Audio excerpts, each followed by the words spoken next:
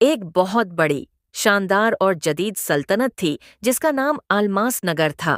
یہ کوئی عام سلطنت نہیں تھی، بلکہ یہ ایک ہائی ٹیک محل میں چھپی ہوئی تھی جو کہکشاں کے جنگل کے بالکل بیچ میں واقع تھی۔ اس سلطنت کی واحد وارث شہزادی سارہ تھی، جو نہ صرف خوبصورت تھی بلکہ انتہائی ذہین بھی۔ ایک رات سارہ کے برتھ ڈے سے ٹھیک پہلے ان کے والد کا پرانا بدخواہ رشتہ دار وزیر اعظم رفیق نے ایک بھیانک منصوبہ بنایا۔ اس نے سارہ کو اغوا کر کے جنگل کے سب سے تاریک حصے میں چھپا دیا۔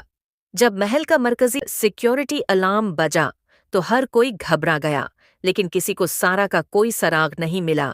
جنگل کے اس تاریک حصے میں سارہ کو 7 روشن اور طاقتور پریوں نے ڈھونڈا جن کے پاس خاص سپر پاورز تھیں۔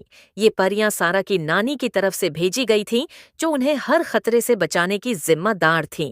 پریوں نے مل کر ایک ٹیم بنائی: فضا، رفتار کی ماہر، بجلی، الیکٹریکل کرنٹ کنٹرول کرنے والی، زرعی، خفیہ ڈو، کیمروں کو جام کرنے والی، اور 4 دیگر اہم پریاں۔ انہوں نے سارہ کو واپس محل پہنچانے کا ٹاسک لیا۔ ان کا سب سے بڑا چیلنج وزیر اعظم رفیق کا بنایا ہوا لیزر گریڈ تھا۔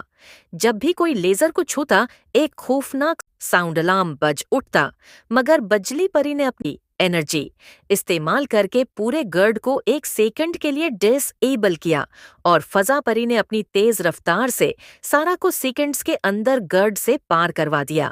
آخر کار وہ 7 پریاں اور شہزادی سارہ محل کے اندر داخل ہوئیں، جہاں وزیر اعظم رفیق تاج پر قبضہ کرنے کی کوشش کر رہا تھا۔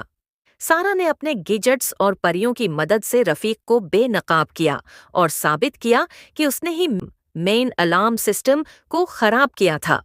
بادشاہ نے رفیق کو فوراً گرفتار کر لیا۔